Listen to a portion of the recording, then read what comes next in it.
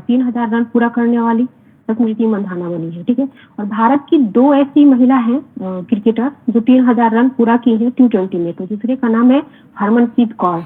तो याद रखेंगे, हो सकता है, और इन दोनों पे अक्सर क्वेश्चन आपको देखने के लिए मिलेगा वन लाइनर एग्जाम में। तो स्मृति मंधाना और हरमनप्रीत कौर पे दोनों पे अक्सर मिलता है। तो याद रखेंगे, दोनों जो है ये प्लेयर दोनों T20 में अब तक 3000 रन पूरा कर लिए हैं, ठीक है। उसके बाद देखते हैं कि अरुणाचल प्रदेश का एक लोहित जिला, वहाँ पे परशुराम कुंड महोत्सव का आयोजन किया जाएगा। तो इस तरह के जो भी महोत्सव का आयोजन होता है पूरे इंडिया में, तो वो क्वेश्चन बन जाता है, ठीक है। और ये परशुराम कुंड महोत्सव काफी फेमस है। ये जो अपना मकर संक्रांति आ रहा है उसके उपलक्ष्य में ये लगता है। और या हो सकता है पूछ दे कि ये परशुराम कुंड है कहाँ पे, तो उसको भी याद रखेंगे। ये अरुणाचल प्रदेश में है, लोहित डिस्ट्रिक्ट में अवस्थित है, ठीक है। उसके बाद देखते हैं कि कृषि एवं प्रोसेस्ड खाद्य पदार्थ के निर्यात प्रोत्साहन के लिए ग्रेटर नोएडा में एक्सपो मार्ट में वाणिज्य मंत्रालय एवं trade promotion council of India के तहत इंडस फूड मेले का आयोजन किया जा रहा है। तो हो सकता है पूछे कि इंडस फूड मेले का आयोजन कहाँ किया गया है, तो ग्रेटर नोएडा में। और इसका जो उद्घाटन किया गया है वो वाणिज्य और उद्योग मंत्री है पीयूष गोयल, इनके द्वारा, ठीक है। तो ये दोनों स्थिति आपको याद रखना होगा। इसके बाद देखते हैं कि देश की सबसे बड़ी जो तेल उत्पादक कंपनी है ONGC, इन्होंने जो है कृष्णा गोदावरी बेसिन में डीप वाटर ब्लॉक से कच्चे तेल और प्राकृतिक गैस की उत्पादन शुरू की है, ठीक है। तो यहाँ पे सारे नाम और डेटा याद रखना होगा आपको। हो सकता है ये पूछ दे कि डीप वाटर ब्लॉक है कहाँ, तो ये कृष्णा गोदावरी बेसिन में स्थित है, ठीक है। और यहाँ से ONGC द्वारा कच्चा तेल और प्राकृतिक गैस का उत्पादन शुरू किया गया है। तो ये हो सकता है पूछ दे, हाईलाइटेड भी है, ठीक है। और ये जो उत्पादन शुरू किया गया ONGC के द्वारा, तो उम्मीद है कि अब इंडिया में प्राकृतिक गैस के उत्पादन में 15% की वृद्धि होगी, ठीक है। तो इसको याद रखेंगे। इसके बाद देखते हैं कि दिव्यांगता के प्रश्न से जुड़े प्रश्नों के जवाब के लिए 8 जनवरी यानी कि आज जो है मतलब कल पहली राष्ट्रीय टोल फ्री हेल्पलाइन शुरू की गई है, ठीक है। मतलब वैसे दिव्यांग पर्सन जिनको मतलब बहुत सारे क्वेश्चन अराइज हो रहे हैं, तो उनको अभी वर्तमान में कोई ऐसा कुछ कम्युनिकेशन का वे नहीं था जिससे वो पता करे, ठीक है। तो उसके लिए पहली बार कंट्री में एक इनिशिएटिव लिया गया और टोल फ्री नंबर दिया गया, ठीक है। और ये टोल फ्री जो है, इसको जो पर्पल फेस्टिवल इंटरनेशनल जो हो रहा था उसमें सामाजिक न्याय एवं मंत्री रामदास अठावले और दिव्यांग मामले के सचिव राजेश अग्रवाल द्वारा ये मतलब शुरू किया गया है, इसका शुरुआत किया गया है, ठीक है। तो ये भी याद रखेंगे, ठीक। ये जो टोल फ्री नंबर दिया गया है, तो इस पहल में दिव्यांगता से संबंधित प्रश्नों का जवाब देने के लिए समर्पित पहली IVRS हेल्पलाइन के रूप में काम करेगी ये, ठीक है। यहाँ पे IVRS का फुल फॉर्म हो जाता है इंटरएक्टिव वॉइस रिस्पॉन्स सिस्टम, ठीक है। तो इसका फुल फॉर्म याद रखेंगे और ये हेल्पलाइन किसके तहत वर्क करिए, किस प्रकार से वर्क करिए, वो भी याद रखेंगे, ठीक है। और ये जो सेवा है वो 21 दिव्यांगताओं के 153 श्रेणियों को कवर करेगी, ये भी याद रखेंगे, कुछ भी इसमें से पूछ सकता है, ठीक। उसके बाद देखते हैं कि SBI द्वारा एक अपना जो इकोनॉमी है उससे एक बहुत इम्पोर्टेंट रिपोर्ट प्रकाशित किया गया है, ठीक है। उसमें कई सारे डाटा हैं जो PT के लिए तो इम्पोर्टेंट है ही, मेन के लिए काफी इम्पोर्टेंट है। ध्यान दीजिएगा, 17वीं में आप उसको यूज करेंगे जब इकोनॉमी के ग्रोथ वगैरह को दिखाना होगा वहाँ पे, या कई प्रकार के GS2 के सेक्शन 2 में वो कई प्रकार से यूज होगा, ठीक है। तो आइए देखते हैं SBI द्वारा क्या रिपोर्ट दिया गया है। तो SBI द्वारा जो जारी रिपोर्ट किया गया है उसके अनुसार बताया जा रहा है कि 2014-15 में इनकम टैक्स रिटर्न भरने वालों की जो संख्या थी 4 करोड़ थी, जो चालू वित्तीय वर्ष यानी 2023-24 के 31 दिसंबर तक 8.2 करोड़ हो गया है, ठीक है। तो ये क्या दिखाता है कि इकोनॉमी किस तरह से बढ़ रही है, यहाँ पे टैक्स पेयरों की संख्या बढ़ रही है, ठीक है। तो इकोनॉमिक बूस्ट को दिखा रहा है ये। उसके बाद इसमें बताया गया है कि वित्त वर्ष 2014 से 22 के दौरान व्यक्तिगत आय असमानता जो थी 0.472% से घटकर 0.402% हो गई है। PT के लिए बहुत इंपॉर्टेंट फैक्ट है, ये पूछ सकता है। असमानता वो SBI का रिपोर्ट है, सेंट्रल गवर्नमेंट इसको मान्यता देती है, ठीक है। तो ये बहुत इंपॉर्टेंट है, PT पे इसको घुमाएगा, इसको बहुत ध्यान से देखिएगा आप लोग, ठीक है। उसके बाद इस रिपोर्ट में बताया जा रहा है कि वित्त वर्ष 2014 में 100 करोड़ से अधिक की सालाना आय वाले 23 लोग थे देश में, जिनकी कुल आय में 1.64% हिस्सा थी, जो वित्त वर्ष 2020-21 में घटकर मात्र 0.77% हो गई है। ठीक है, ये जो डाटा है वो दिखाता है कि किस तरह से इंडिया में जो है आय असमानता जो है कम हो रही है तेजी से। ठीक है, यहाँ पे सबको अवसर मिल रहा है अपना ग्रोथ करने के लिए, ये डाटा जो है वो दिखा रही है। इसके बाद बता रही है इसी में बताया गया है कि ये जो 100 करोड़ से अधिक जो आय वाले थे सालाना व्यक्ति 2014 में मात्र 23 थे। ठीक है, वो 2020-21 में बढ़कर 136 हो गए हैं। ठीक, तो ये भी दिखा रहा है कि तेजी से ग्रोथ हो रहा है, यहाँ पे सबको मौका दिया जा रहा है। उसके बाद इसमें बताया जा रहा है कि सालाना 5 से 10 लाख रुपए कमाने वालों की जो आईटीआर फॉर्म मतलब संख्या मतलब आईटीआर जो भरते थे ये लोग, उनका मूल्यांकन वर्ष 2013-14 से 2021-22 के बीच 295%। वहीं 10 से 25 लाख कमाने वालों की आईटीआर की संख्या 291% से बढ़ा है। ठीक है, इसी में बताया जा रहा है कि वर्ष 2014 में देश की कुल आय में सबसे अधिक टैक्स देने वाले 2.4% पीपुल जो सालाना 100 करोड़ मतलब 10 करोड़ से अधिक कमाते थे, वैसे लोगों की हिस्सेदारी जो है 2.81% थी, जो वित्त वर्ष 21 में घटकर 2.28% हो गई है। ठीक है, अक्सर देखा होगा ना आप लोगों ने कि वो जो इंटरनेशनल एजेंसियां हैं वो हमेशा रिपोर्ट प्रकाशित करती हैं कि इंडिया में जो आय असमानता बहुत अधिक है। यहाँ की 1% जो मतलब पॉपुलेशन है वो यहाँ की अधिकतर आय को रखती है, और गरीब लोगों मतलब गरीब यहाँ के अधिकतर गरीब होते जा रहे हैं और अमीर अमीर होते जा रहे हैं। इस तरह का रिपोर्ट इंटरनेशनल एजेंसियों द्वारा दी जाती है। उसी के कार्ड में एसबीआई द्वारा जो सर्वे किया गया है उसके आधार पर ये डेटा दिया गया है। ठीक है, तो वहाँ पे आप काटेंगे, जब यहाँ पे लिखेंगे कि किस तरह से इंडिया ग्रोथ कर रही है, तो वो इंटरनेशनल एजेंसियों की रिपोर्ट और इसको कंपेरिजन करके बताएंगे कि किस तरह से इंडिया डेवलप कर रहा है। ठीक है, यहाँ इस रिपोर्ट में बताया गया है कि व्यक्तिगत टैक्स देने वालों की में महिलाओं की जो हिस्सेदारी है वो 15% पहुंची है। और सबसे बड़ी बात है कि केरल, तमिलनाडु, पंजाब एवं पश्चिम बंगाल जैसे जो राज्य हैं वहाँ पे महिला टैक्स पेयरों की संख्या बढ़ रही है दूसरे स्टेट के तुलना में। ठीक है, तो ये भी हो सकता है पूछ ले कि कहाँ से महिला टैक्स पेयर जो है अधिकतर निकल कर उभर कर सामने आ रही है, तो वो है केरल, तमिलनाडु, पंजाब और पश्चिम बंगाल।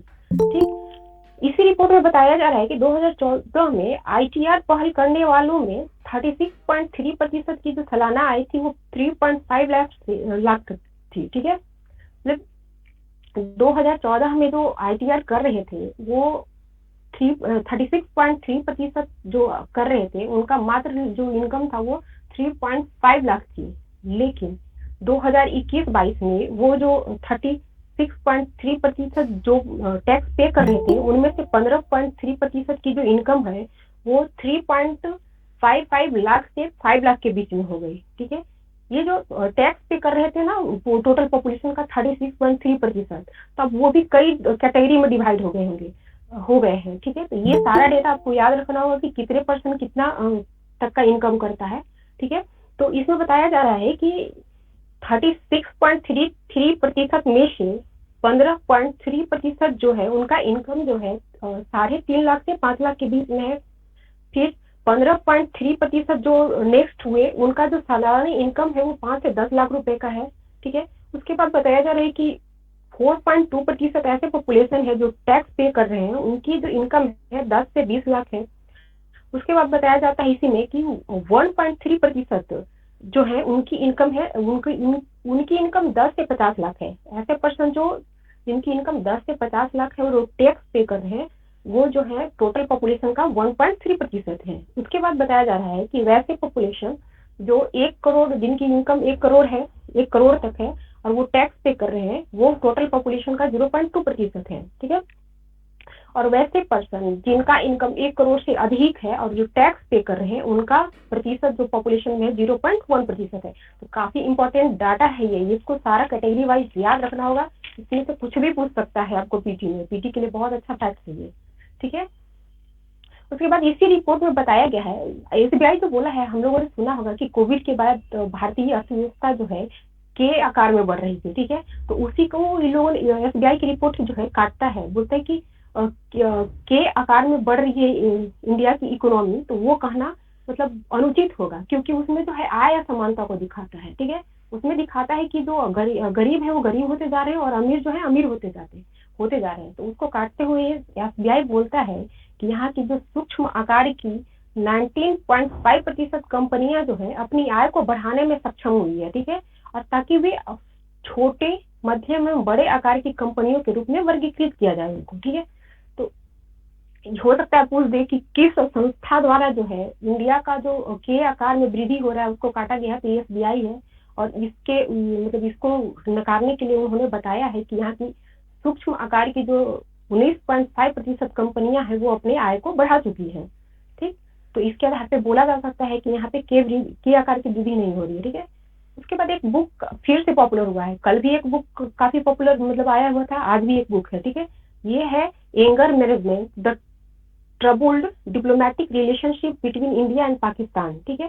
तो ये लिखा गया है उस समय जब हमारे यहाँ 2019 में बालाकोट स्ट्राइक जब हुआ था, तो उस समय ये अजय बिसारिया जी थे जो इस्लामाबाद में भारत के राजदूत थे, तो उनके द्वारा लिखा गया है। और इसमें बताया गया है कि किस प्रकार जब ये हमारे यहाँ के एक अभिनंदन वर्धमान जब पाकिस्तानी क्षेत्र में चले गए थे, तो उनको वापस लाने के लिए इंडिया के द्वारा क्या क्या मतलब स्टेप उठाया गया था, उसका वर्णन इसमें पूरा है। इसके वजह से ये हाईलाइटेड है। इसी में बताया गया था कि जैसे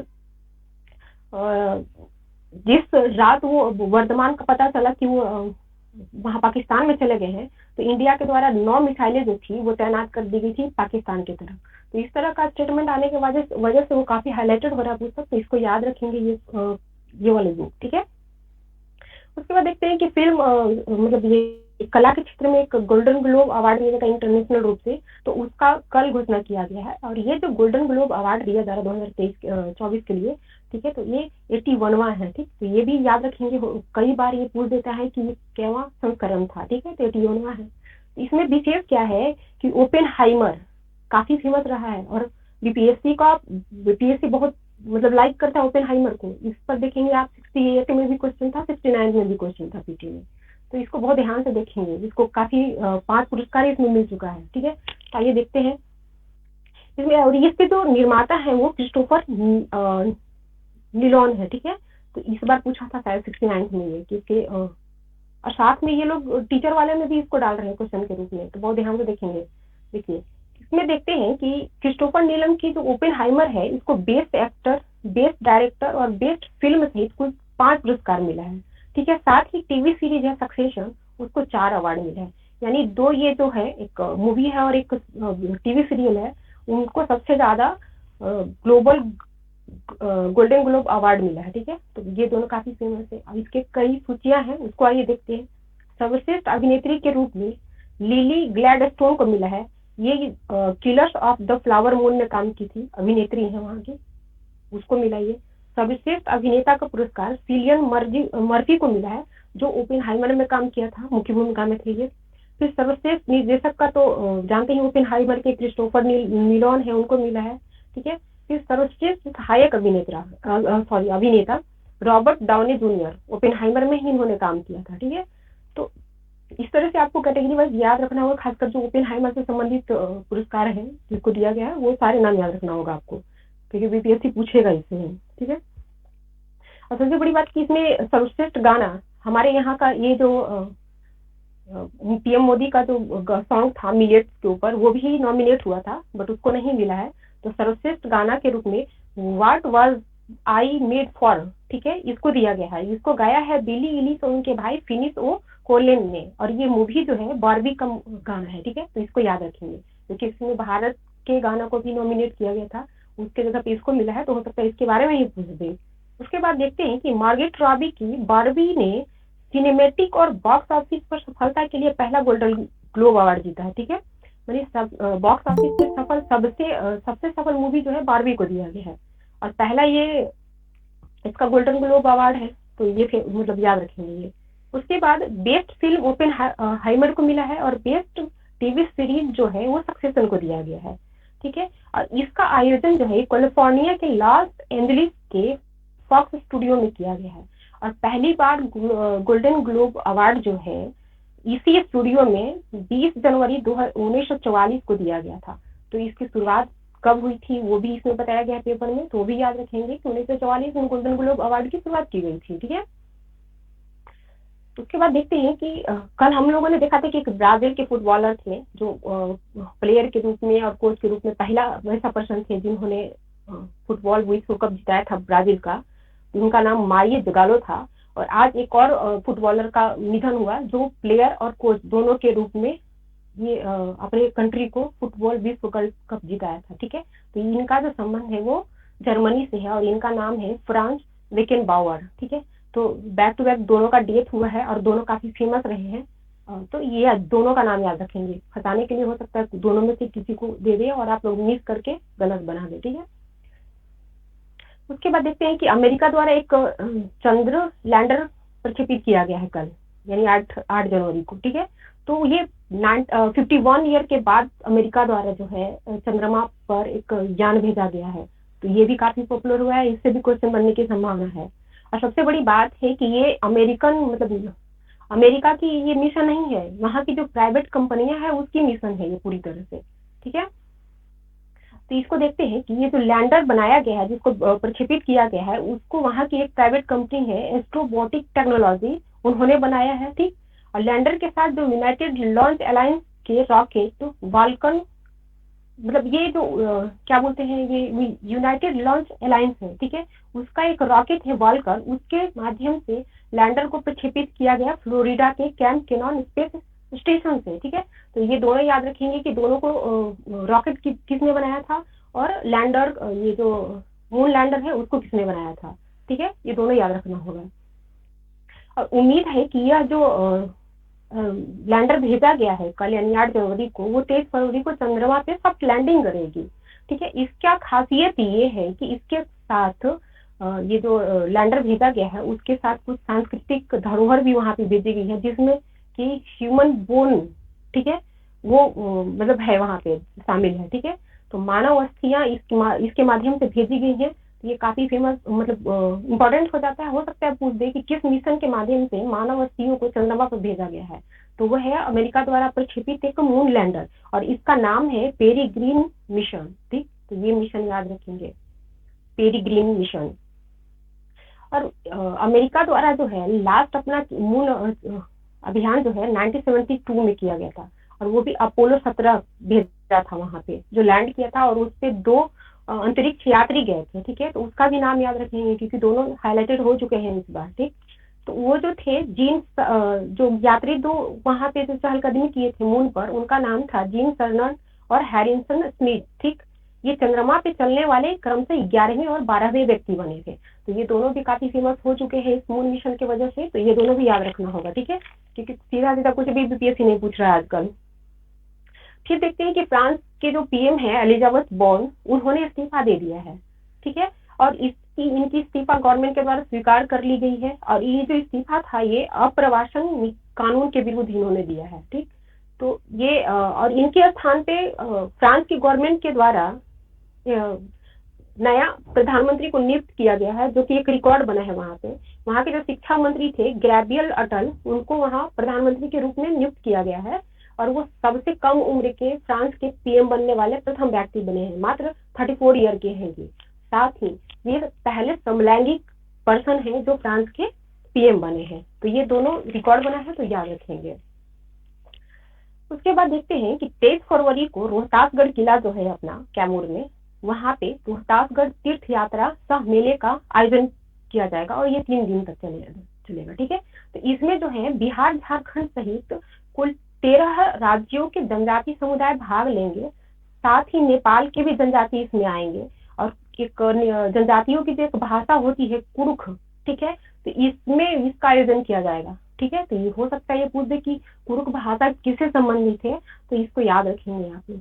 और ये जो समारोह आयोजित कर रहा है तो इसी को लेकर रोहतास का पूरा हिस्ट्री से संबंधित काफी अच्छा फैक्ट आज के पेपर में दिया गया है।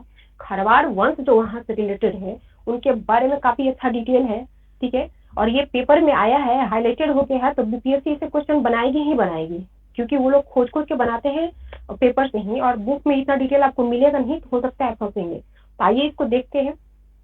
ठीक है, तो इसमें बताया जा रहा है कि मध्यकाल में 12वीं से 16वीं सदी तक जो रोहतास और झारखंड मतलब उसके आसपास जो भी क्षेत्र है वहां पे खरवार वंश का राजवंश का दबदबा रहा। ठीक है, एक इसमें जो काफी फेमस हुए थे उनका चलिए वो देखते हैं बाद में। ठीक है, ये जो खरवार वंश है इससे संबंधित पहला शिलालेख जो है ये तिलौथू के पास है एक तुतला भवानी, ठीक है, वहां से मिला है पहला इनका शिलालेख, जिसको तुतला भवानी शिलालेख कहते हैं या तुतराही शिलालेख भी कहा जाता है। तो दोनों नाम याद रखेंगे, हो सकता है पूछे यहाँ पे। और ये जो शिलालेख है ये अंग्रेजों के जमाने में कुछ पढ़ा गया, बट अधिकांश भाग इसका नहीं पढ़ा जा सकता है, पढ़ा गया है। इसका रीजन है कि ये जो तुतला भवानी मंदिर है उसमें ये शिलालेख दब चुका है, ठीक है, और काफी फेमस और एक मतलब पर्यटन स्थल के रूप में गवर्नमेंट इसको डेवलप कर रही है। तो ये पर्यटन स्थल भी काफी फेमस है, तो इसको याद रखेंगे। ये क्वेश्चन लगता है कि पूछना चाहिए बीपीएससी को, ठीक है। उसके बाद देखते हैं तिलौथू थाना क्षेत्र के कैमूर पहाड़ी पर बसे फुलवरिया गांव का शिलालेख 12वीं सदी के रोहतास एवं जपला के खरवार राजा प्रताप धवल देव के नायक से महानायक बनने का साक्षी है, ठीक है।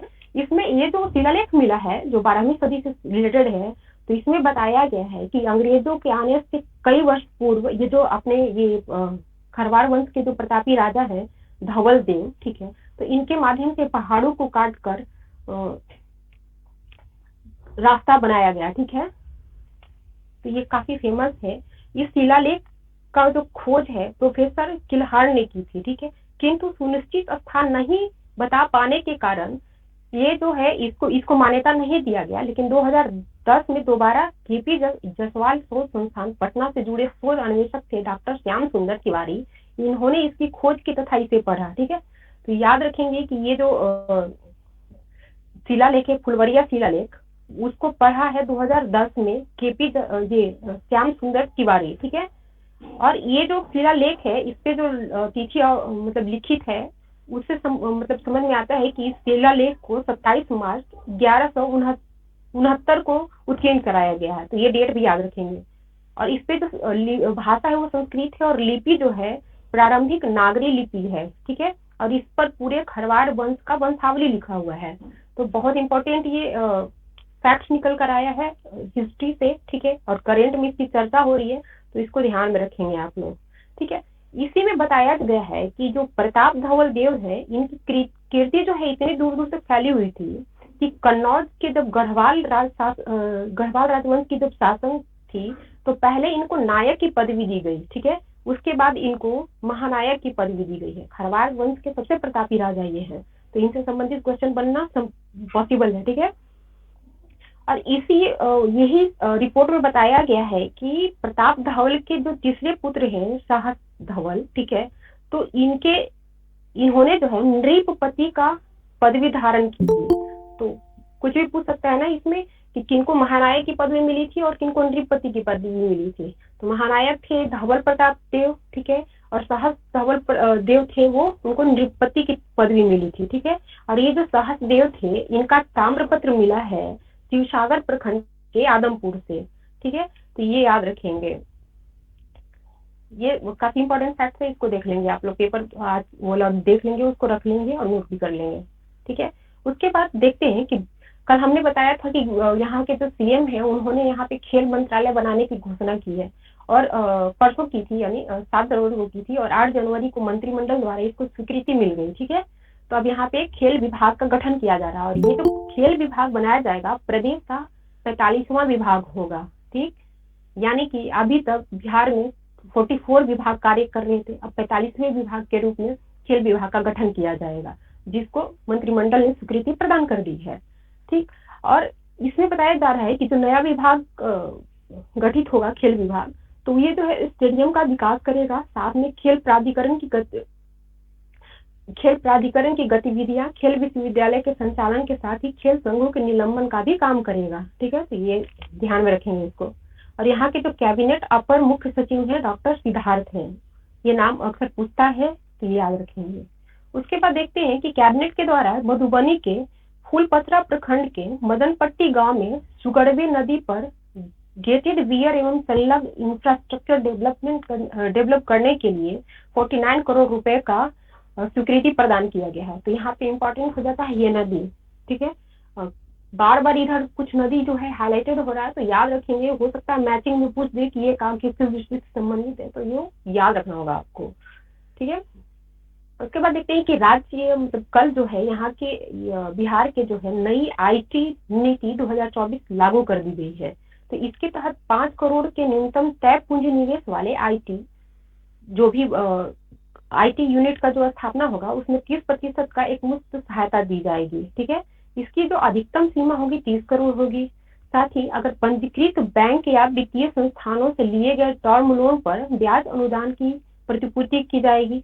इस पर वास्तविक ब्याज दर पर 10% तक की ब्याज दर जो भी कम हो वह अनुदान के रूप में दी जाएगी। ठीक है, तो आईटी नीति लागू की गई है, उसका ये टर्म था 2-3। ठीक है, उसके बाद देखते हैं कि बिहार से जो बांग्लादेश में आयात निर्यात की जो सुविधा है वो काफी आसान होने जा रही है। इसके लिए जो सेंट्रल गवर्नमेंट की जो संस्था मतलब प्राधिकरण है, अंतर्देशीय जलमार्ग प्राधिकरण, इसके पहल पर भारत के बहरामपुर स्थित मैया में गंगा पद्मा नदी पर एक निजी कंपनी द्वारा एक व्यवस्था विकसित की जा रही है। ठीक है, यहाँ से बांग्लादेश के सुल्तानगंज बंदरगाह तक मालवाहक जहाजों की आवाजाही जल्द ही शुरू होगी, जिससे भारत और बांग्लादेश में जो आयात निर्यात होती है और जो कनेक्टिविटी है वो लगभग अभी 800 किलोमीटर है, जो घटकर मात्र 19 किलोमीटर की रह जाएगी। ठीक है, इससे बिहार को क्या फायदा होगा कि बिहार के माध्यम से ये जलवाहक जहाज जो है बांग्लादेश तक जाएगी, जिसकी वजह से बिहार में प्रोडक्ट जो भी निर्मित होंगे उसको आसानी से वहां पहुंचाया जाएगा, जिससे यहाँ के आयात और निर्यात बढ़ने की संभावना है। ठीक है, तो इसके माध्यम से पहले गायघाट से ये जो फरक्का तक जाएगी, वहां से फिर वो बाई रोड ये यहाँ पे पहुंचाई जाएगी बहरामपुर स्थित मैया में। ठीक है, अब फिर वहां से ये मात्र 19 किलोमीटर का रास्ता तय कर बांग्लादेश के ये बांग्लादेश स्थित जो सुल्तानगंज बंदरगाह होगी वहां तक जाएगी। तो याद रखेंगे कहाँ पर है ये सुल्तानगंज बंदरगाह, बांग्लादेश में स्थित है। और ये जो बहरामपुर स्थित मैया जो है, ये जगह है, मैया नाम है उसका, वहां पे गंगा पद्मा नदी के तट पर एक व्यवस्था विकसित की जा रही है इंडियन गवर्नमेंट के द्वारा। तो ये दोनों याद रखना होगा आपको। ठीक है, और दूरी कितनी कितनी कम हो जाएगी ये भी याद रखेंगे। और बिहार के इकोनॉमी को डेवलप करने में भी ये पॉइंट काफी मतलब महत्वपूर्ण साबित होगा। तो जब भी मेन का क्वेश्चन लिखेंगे तो इस पॉइंट को वहां पे दर्शाएंगे। ठीक है, चलिए आज यही है, फिर आप लोग थोड़ा सा बताइए, इसको रिवाइज कर लीजिए। ये बताइए कि कौन से महिला क्रिकेटर जो है सर्वाधिक 3000 सबसे तेजी से 3000 रन बनाने वाली T20 में प्रथम वो बन गई है महिला विश्व में। स्मृति मंदाना। स्मृति मंधाना, हाँ। एक और क्रिकेटर है यहाँ की महिला क्रिकेटर जिन्होंने T20 में 3000 रन बनाया है, तो उनका नाम क्या है? हरमनप्रीत कौर। दो ही प्लेयर हैं, हाँ, दो ही प्लेयर हैं जो अभी तक 3000 रन बना पाई हैं T20 में, तो दोनों का नाम याद रखिएगा। ठीक है, ये बताइए परशुराम कुंड कहाँ पे अवस्थित है? परशुराम कुंड अरुणाचल प्रदेश में। अरुणाचल प्रदेश में, अभी तो बताया था मैंने। हाँ, ठीक है। अब ये बताइए कि ये जो डीप वाटर ब्लॉक है, ये कृष्णा और गोदावरी बेसिन में, तो वहां पे किस कंपनी द्वारा प्राकृतिक गैस और कच्चे तेल का उत्पादन शुरू किया गया है? ओएनजीसी। ओएनजीसी, बहुत बढ़िया।